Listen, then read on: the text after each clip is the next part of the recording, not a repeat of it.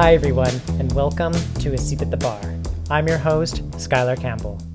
On today's episode, I'm joined by Ben Rudisin and Trygve Cumpston. Trygve trained at the School of Classical Ballet and Dance in Des Moines, Iowa, where he was born. He also attended the Orlando Ballet School and the San Francisco Ballet School. He joined the National Ballet of Canada as an apprentice in 2012 and has been a member of the Corps de Ballet since 2013. Trygve has such a charming presence on stage, and his super long and clean lines are always a standout. Ben was born in Woodbridge, Virginia, and trained at the North Carolina School of the Arts and Houston Ballet too. He joined the National Ballet of Canada as an apprentice in 2013 and was promoted to first soloist in 2019. Ben has danced leading roles in ballets of many different styles, including Rothbart in Swan Lake, Mad Hatter in Alice's Adventures in Wonderland, and was the male lead in Guillaume Cotet's Being in Nothingness.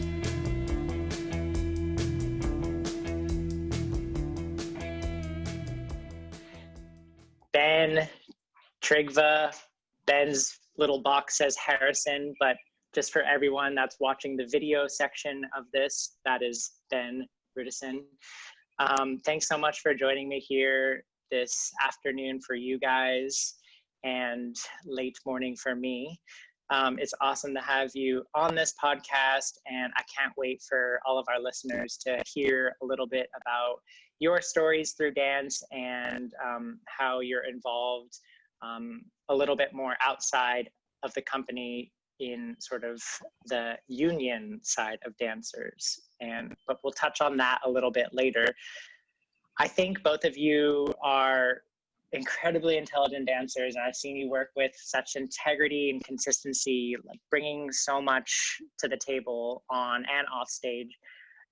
So like I said, I can't wait to dive into both of your stories about why you began dancing, and as Americans, why you both decided to come to Canada in particular. Trygve, I want to start the conversation with you. How did you become interested in dance? I think like a lot of little boys, I got started with, my sister was a dancer. Oh, okay. Cool. And I was always kind of hanging around the studio, up to no good. And my parents were like, wouldn't it be a lot better if he was actually just in the class too? And first I was not really into it. I was like into like Taekwondo and soccer and sports and stuff. But after, I think from when I started to like a year later, I was like full on like 6 days a week training, and I was like set, like this is it, my thing now. Wow, so it was pretty fast for you. I mean, yeah, I've had a couple of people on that got started because of their siblings, and then, you know, they either grow up together, both having careers, or one of them sort of takes it more seriously than the other. So does your sister still dance? She doesn't still dance, but my sister's older, and she does Tulsa Ballet.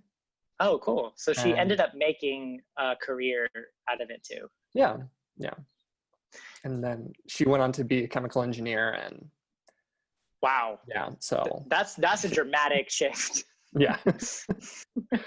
So you grew up watching her dance in the studio, and you were sort of there tagging along, sort of into physical things such as Taekwondo, like you mentioned, but then it seems like you pivoted to ballet quite quickly and you went all in.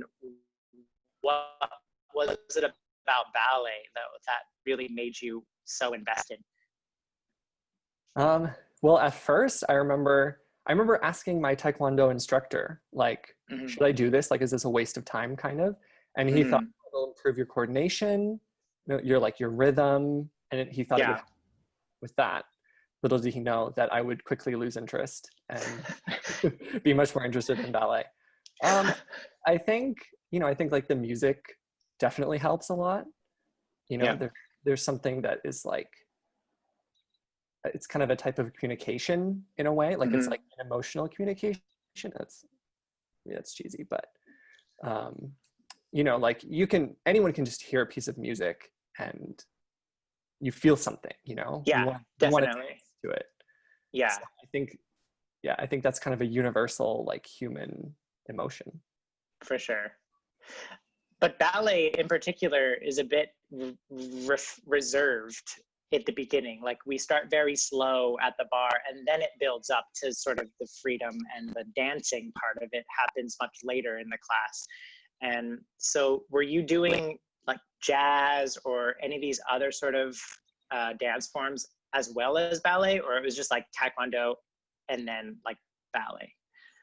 No, I was at a studio that was like, you do everything. You do like ballet, Okay. jazz, tap, modern, barefoot, Right. everything.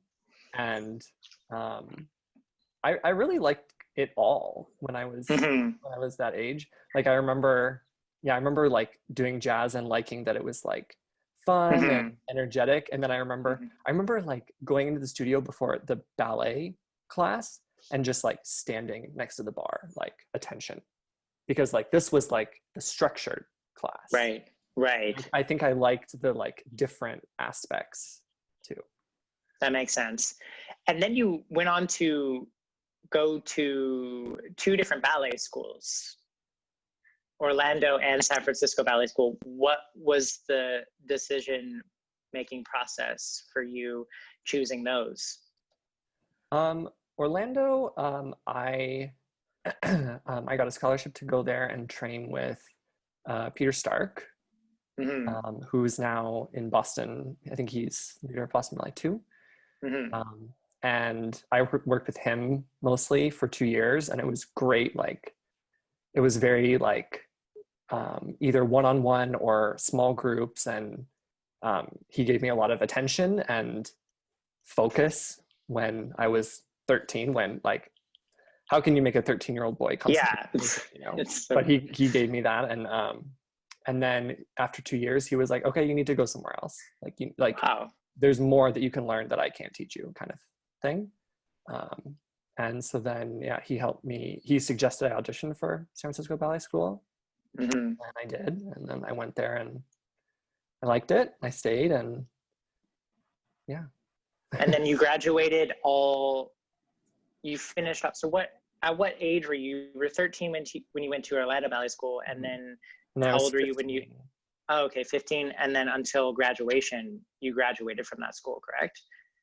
Yeah, I was just like a student for 2 years, and I did 2 years in their trainee program, and then after 2 years, you either pretty much you're graduated pretty much. So yeah, you get a job. And then, so was San Francisco Ballet on the horizon for you, or were you sort of into different companies?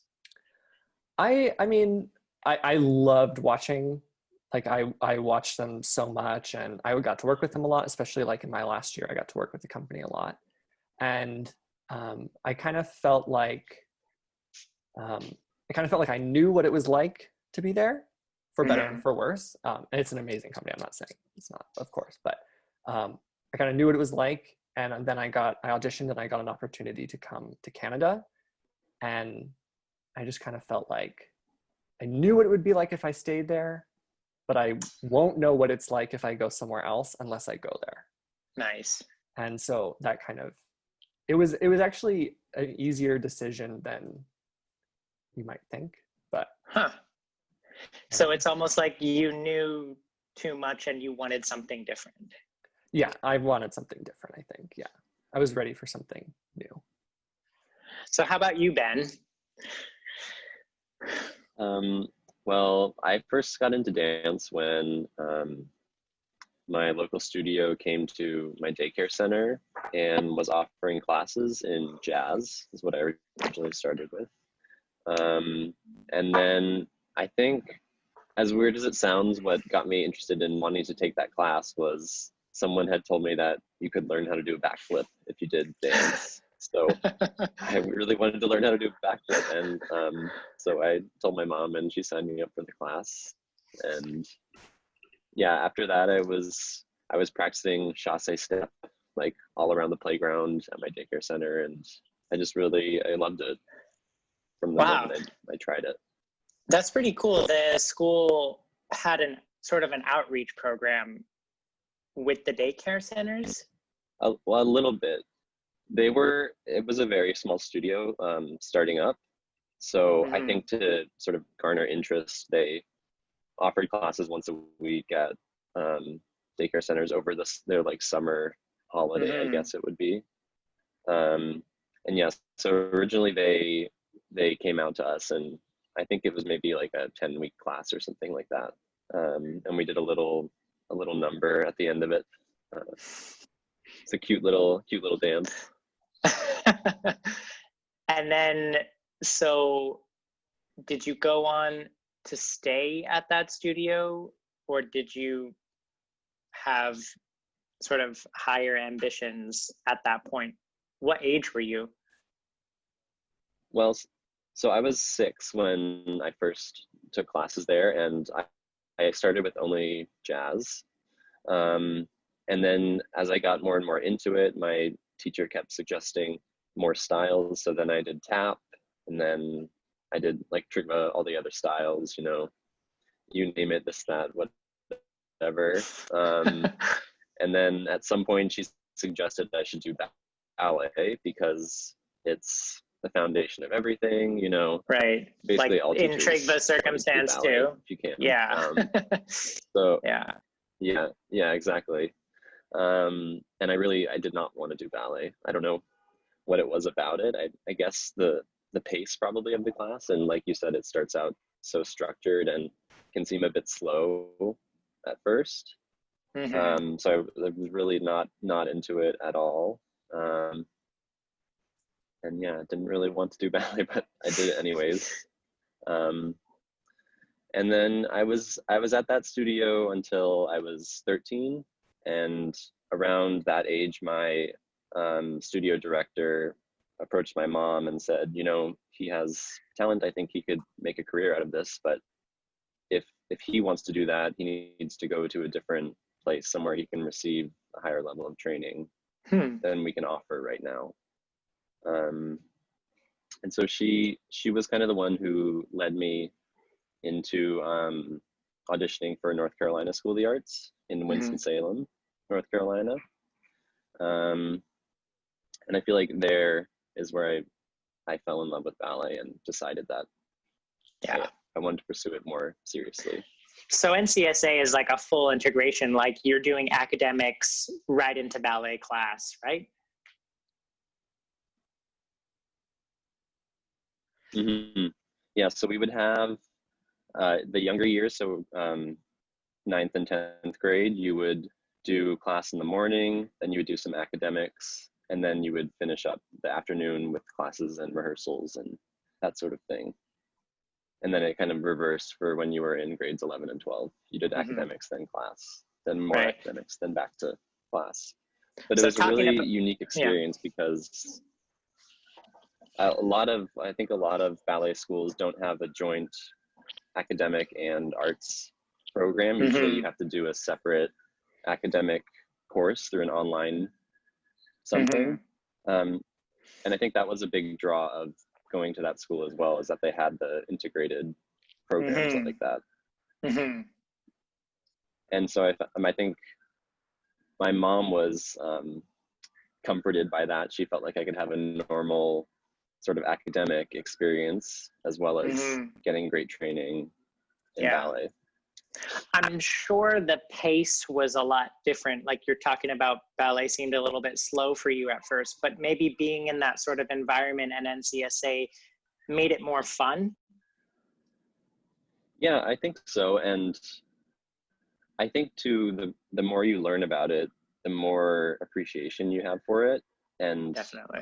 I began to see like all the challenges that it presents and how difficult it is. And I think naturally you like want to excel and you want to do well. So having those challenges before you pushes you that much harder, I think. Totally. And then that really gave me the appreciation. Right. It's cool that both of your studio directors in a way sort of saw your talents and said, go, leave, like there's more for you out there. And that's a testament to all small ballet schools. Myself included, I was in the same situation and my teacher said, there's more for you out there. I love that. So it's really a testament to these small directors that produce the talent that we see today in a lot of these situations. So I think that's really neat. And so Ben, you graduated NCSA and then you went on to Houston Ballet School, or did you join the company? So after NCSA, they don't have a company attached with them. And so then it was basically to do an audition tour or to decide to go to college. And that wasn't really something I felt like I wanted to do. I felt like I could go to college at some point, but if I was going to pursue a career in dance, I should go that route rather than through a college program. So I did auditions. I went around a few places, and then ended up getting a spot in Houston Ballet's second company. So that's where I decided to go, and yeah, I loved it there. It was a really great experience, and I feel like one of my really like invaluable experiences of working with Claudio Munoz was my main teacher there. And I really felt that he pushed me in the most positive way to grow and to improve. Are you still in touch with him? Yeah. Occasionally, through Facebook and that sort of thing. And as it happens, Houston Ballet 2 participates in the Assemblée Internationale Festival that happens here in Toronto at Canada's National Ballet School. So when they come up for that, I get the chance to visit and say hi and catch up. I'm sure they're super proud of you. So you spent 2 years in Houston Ballet 2 or 1 year? Yeah, I was there for 2 years. 2 years. And so why the National Ballet of Canada for you? I don't know. I mean, I had never seen them perform, but I had always heard of their reputation, and I had known of them. I feel like since I very first got into ballet, so they had always been on my radar, I guess. And the same way after when I graduated from my high school, then did a big audition tour, went around to places and tried to see who would have you, basically. And I was offered a contract as an apprentice at the National Ballet, and I accepted it right away. And yeah, I wouldn't say there was a particular reason for it, I guess, but it seemed like the right opportunity for me. Yeah. And I just took it without. You just go with that. Yeah, I totally agree with going with that gut feeling in certain circumstances and going to where you feel like people will nurture and help you along the way. That's amazing, guys. I found some interesting quotes. Now I feel like the next couple episodes are just going to be filled with quotes, because the more I dig into people's bios and resumes online, I find that all you guys say really, really amazing things. And these quotes in particular were from the company project. And this was an online thing Carolina Kraus did a while back. And so I picked 2 quotes that I found really interesting from the both of you that I'd like to sort of unravel and see if you'd agree with what you said still, or maybe you've changed. So since we're talking to Ben, we'll start with you, and I have it here. You say, the worst thing about being a dancer is the aches and pains. Totally agree. The best is getting lost in the moment when you're dancing to an amazing piece of music on stage. It seems like Trygve was moved by the music initially too, so you guys could both relate on that. Ben, was there any moment in particular that you remember having this feeling on stage?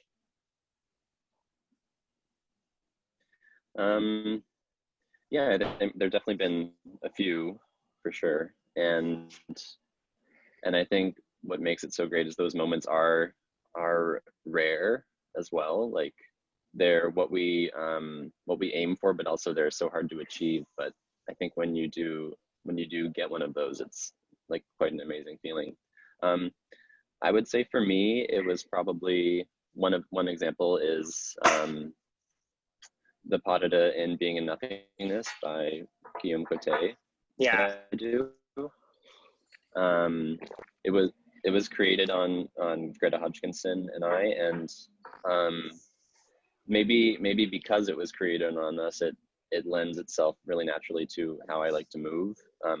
And I just felt in those moments during that pas de deux that I know the steps really well. I'm confident about the partnering. I don't have any worries about that, so I can really invest in the music and the story and that sort of thing, and really let myself go. And yeah. I loved watching you in that pas de deux as well.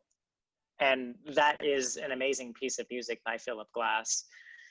It's really moving just on its own too. And then when you put a piece of dance in front of it, it just enhances it that much more. And I feel like you see so many more things in the music, especially with Philip Glass. I know a lot of choreographers work with his music for that reason. Trig, you say there's something really unique about the language of ballet. It can really emotionally move an audience. Based on this, I take it you like that emotional charge that a dance work can bring. What ballets in particular move you as a dancer? And then as a dancer sitting in the audience watching, what's the difference between the two for you? I think I mean, you can answer this one too. Yeah, go for it. Ben, I'm going to come back to you. Sorry, I lost the connection. Okay. That's okay. Trygve. So basically, the for a bit. I couldn't hear that, who it was that's okay, to. Ben. No, that's amazing. That's amazing. I won't edit this out. So basically, to restate the question, Trygve, what ballets move you as a dancer on stage and then as a dancer watching in the audience? Yeah, I think, well, my personal favorite full length is Onegin. I think it has a story, but it's not just about a story. It's not just telling the story. Then the music is one of my favorite pieces of music ever. And I think, but then I think on the other end of the spectrum, I think, we just did Angel's Atlas by Crystal Pite, and it's very abstract. I'm sure if 100 people went to see it, they could all come up with an individual story, and it's completely interpretive. And I think that on both sides of the spectrum, you can still be so moved by something. And like I can think back to when, like in my more formative years, when I was 13, 15 years old and seeing a bunch of ballets for the first time live. And I can't tell you like steps that were in it, or, I couldn't maybe recite the music or anything, but I can tell you exactly how I felt. Like I can still feel that feeling that I felt when I watched it. And I feel like that's kind of different with ballet and dance in general than a lot of other entertainment forms. Right. I love that idea of non-narrative versus narrative, and still a non-narrative can propel a story within each audience member's mind individually. Crystal Pite, to bring her up as an example, I remember she said something to us in the studio about like just the angle of a head can tell or express a different emotion, right? And I found that so key for her piece in particular, because it was so emotionally driven without a sort of narrative. It was sort of non-linear. And it was really amazing to hear her say that. Ben, I'd like to hear your answer now.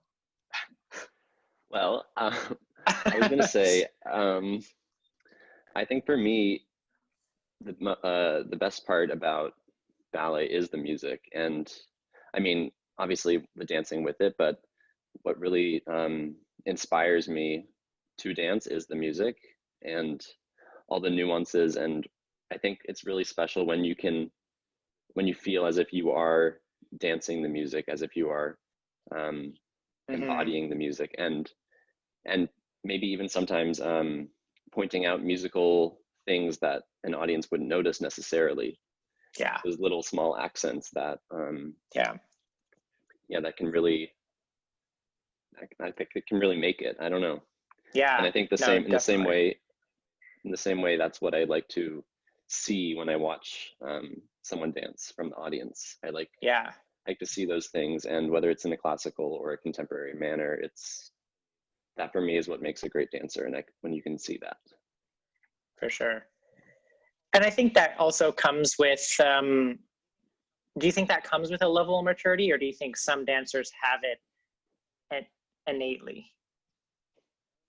I think you can definitely learn it as you go, and you can develop it for sure. But at the same time, I think there are certain dancers who embody that more than others. It's a really special skill, and I think it's really nice when you see those dancers who have that. For sure. Now, since I have the two of you here, and both of you happen to be the union dancer reps at the National Ballet of Canada, I thought this would be a perfect opportunity to talk a little bit more about this with the two of you, and maybe shed some light for our listeners who maybe are not as familiar with unions in ballet companies and what this sort of looks like within our arts organization. Either of you can take the reins on this one. Could you give us a brief explanation of what it means for a ballet company to be a part of a union? Ben, you want to go? Ben seems to take the reins. I guess in its simplest sense, it's an arrangement where the dancers and the artistic staff of the ballet can agree upon how the company will be run, how the sort of minute operations will happen, and just so that everything runs smoothly, basically. Just so everyone knows how things are supposed to happen, I guess. Right. So they sort of like enforce a sort of protection among all of us as dancers. And they also provide us sort of like with a healthcare benefit, like our retirement funds are through equity, and if I'm not mistaken, correct? Yeah, I think it really does help provide us, like you said, with protections and helping us and the staff take care of us in the best way that we can. Because I do think that's something that happens quite often in the arts world, is that people are like overutilized or taken advantage of in a way, and the union I think helps protect against that. So what sparked both of your interests in taking on the role of these positions that you have as dancer reps for the company? I know we talked a little bit about this before, outside of this recording, about negotiations and how that sort of brings us all together. Trygve, was this something that you liked about the role? And so it's all voting, like we voted you guys into this position. So we obviously had faith and confidence that you would be able to sort of carry out all of our concerns to the union. Trygve, I guess my question is, what sparked your interest in wanting to do this? I would say probably more than anything, I have been in the company for 5 or so years before I started being in this position. And everyone that I know that have done these positions, I looked up to as a role model, and how you should be professionally and And so I think to be, I think it's a little bit of an honor from your fellow dancers that, you know, they are going to count on you. Yeah. In, you know, even if it's just making sure that you get your 5-minute break to go have a sip of water, you know, like, you know, even those little things are really important. And yeah, it's just, I don't know, it's nice to think that maybe some of the younger dancers are looking to us for support and definitely. I remember feeling the same exact way. I really looked up to the two dancers. Who were the union reps when you first joined? Do you remember? Jenna. Was it Jenna? And I think it was maybe James. Was it or Etienne? No, I think it was James. James Leisha. Okay. Yeah. Yeah. Amazing. So I remember looking up to them, and Jenna's still in the company, and I think we all still really look to her as a sort of beacon of light and hope and answers.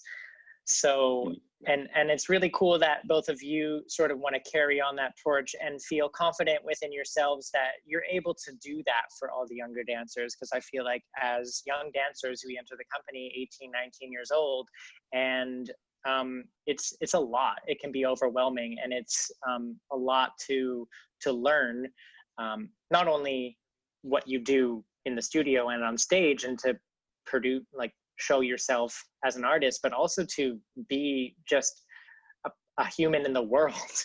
And I think that having these sort of dancer communication meetings are really important for all the younger dancers. I really, really loved it, and I still do love it. Even that I sort of know the inner workings, and I think that's another point that you guys can both sort of stand for is sort of learning the inner workings within the company behind the scenes. And that's what I've learned with starting this own dance collective, is sort of learning what fundraising looks like, learning what starting a nonprofit, all the challenges and the rewards it comes with. And I think for the two of you, you really know that within the National Ballet of Canada. What are some limitations and advantages to unions now? Because I know sometimes, you know, the 5-minute breaks get in our way of of run-throughs, so to speak.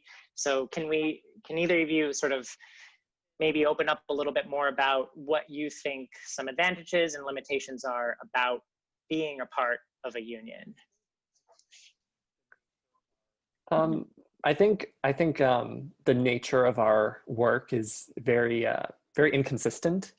You know, we're performing this night and then we're off, and then we're rehearsing, and you know, in one week we might be working on 5 or 6 different pieces, and at a different time we're just doing one thing, and you know, and it changes all the time, and that's the nature of it.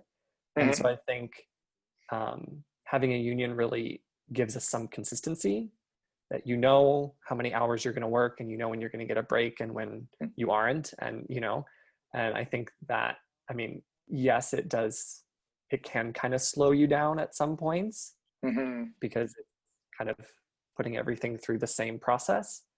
But I think it's very important that that we do have some sort of normalcy, consistency in our work. Definitely. What do you think, Ben? Yeah, I think that's a great point, and one that I hadn't necessarily thought of before. I mean, speaking of the rules that they provide and the structures that the union provides, it does help lend itself to that. We know what to expect, and we know how our day is going to go. Yeah. We know how to plan our days because of that, and Definitely. I think that's something that's really valuable. And yeah, as for the limitations, I do think sometimes decision making can get sort of caught up in the like bureaucracy of it, if you will, the administrative side of it, which can slow things down. But again, I think is there for a reason, just to make sure that Yeah. Things are being followed, things are by the book. I would say the positives definitely outweigh the negatives in any sort of unionized company, because it does sort of, allow you to have that structure and know what's coming, and not just be always in the unknown in terms of when the rehearsal is going to happen or what your week is going to look like. So I think we're incredibly lucky to be a part of the unit, and we're incredibly lucky to have you guys there for all of us. And speaking about being incredibly lucky, we are very, very lucky to have worked with some amazing choreographers in our time at the National Ballet of Canada. And I'm planning to bring different dance makers to SCDC that we're not normally exposed to in our regular season. Are there any ballet choreographers you'd like to dance or work with that don't normally show up in our repertoire? Well, one that funny you mentioned that, because it did show up in our repertoire this past season, was a Yuri Killian ballet. And I've always wanted to dance a Yuri Killian ballet, and we had the chance to do Petit Mort this past season. Yeah. So I would love to do more of his work, and more of his, Petit Mort is done quite often. So I'd love to see some of his work that's not performed quite as often, or to even dance those works. Trig? Like I've been asked this question, a few times over the years, and I feel like the list has gotten smaller and smaller as we've gone through the rep that we've done. Yeah. I don't know. I think, everyone that we work with for the most part is like, it's just such a great experience. And like, so I don't know. I think everyone new that comes is usually just great to work with. So yeah, and I feel I totally agree. Well, that's a testament to us as dancers too. I think we're really receptive and really welcoming toward anybody that comes. And I think maybe to your point is you find the good in every choreographer, and look at the best side of things, I guess. Maybe it'd be interesting too I don't know, I think that's what's so nice about new choreographers too, is you don't know about them until you see them. So I'm sure there are tons of choreographers out there who I don't know their names, but it would be so exciting to do their works. But obviously I can't name them. But when you see a work by someone and it really sparks something in you, then you know, oh, I want to look out for this person the next time I see their name somewhere. Yeah, definitely. Final quote for you guys, since we're on this journey of quotations, comes from Richard Feynman, and he says, "Don't think about what you want to be, but what you want to do." Now, we've reached our level as professional dancers. When you think of that quote, what do you want to do? Or in other words, what does doing mean to you? I guess at this point, doing is sort of the routine of it, and the way in which we do our work, and the manner in which we conduct ourselves. And I think that's something that I want to try to work on more with myself, and I hope other people do as well. And just how you approach the work. Like, I think it's easy to get caught up in negativity, like towards yourself, or negative energies in the studio. And I think it's great to look for the positive stuff in yourself and to encourage that thinking more, because we often get bogged down by all the bad things that we can see, and talk about, and all that sort of stuff. Yeah. So I think, I would like to conduct myself with those standards in mind. And love it. Trygve, this quote comes from you, so I think to add to what Ben says, I think it's so easy to get caught up in negativity and beat yourself down about things. And I think especially with like the situation we're in and not being able to perform, and I think mostly what I want to do is I just want to get back in and perform again and enjoy it and appreciate it more. And I'm sure that I will still have those days when I just want to complain about something that really doesn't matter. But I hope that after this, I'll appreciate it more, because a dancer's career is always too short, you know? Yeah. And so I couldn't agree with you more. Hopefully we'll appreciate it just a little bit more. I'm sure we will. I keep calling you Harrison because it says Harrison right on the little box. I'm confusing you.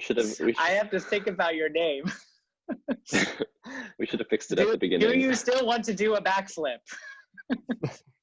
I do, and at one point I did learn how to do one. Oh, you did? So that was mission accomplished, but I think at this point I probably can't do one anymore. But maybe on like maybe if there was a foam pit or something, I could backflip into one of those just in case I landed wrong. I don't know. All right, so that's a requirement for when we get back into the studio, or foam pits for Ben. Roger, got it. Thanks so much, guys. Hope to see you soon in the studio. Thanks. Bye. Bye. Thanks for listening to another episode of A Seat at the Bar. Be sure to rate and subscribe to this podcast, and don't forget to follow us on our Instagram, Facebook, or website for the latest news of what SCDC is doing to bring dance closer to you. Have a great week ahead. Be well.